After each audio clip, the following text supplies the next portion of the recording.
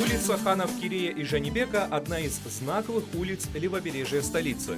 Начинается с проспекта Туран и пересекается с проспектами Кабанбай-Батыра и Менгликель, улицами Акмешит, Туркестан и Алихана Бакирхана.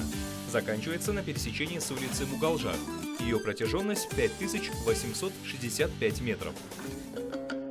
Ханы Кирей и Жанибек – основатели казахского ханства. В конце 50-х годов 15 века хан Кирей вместе с ханом Жанибеком перебрались на земли Мугалистана вместе с частью племен узбекского ханства. История гласит, султаны Кирей и Жанибек, обосновавшись в долинах рек Чу и Козы-Басы, собрали вокруг себя около 200 тысяч кочевников, бежавших от бесконечных феодальных междоусобиц. Под предводительством Кирея и Жанибека границы казахского ханства были значительно расширены, в то же время росла численность населения.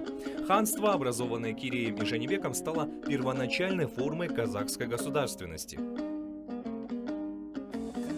В начале улицы ханов Кирея и Жанибека находится ряд медицинских учреждений, в том числе Национальный исследовательский кардиохирургический центр, Национальный исследовательский онкологический центр и Национальный исследовательский центр переливания крови. В самом центре улицы находится здание с уникальным дизайном – хлеб-хобы-сарайи.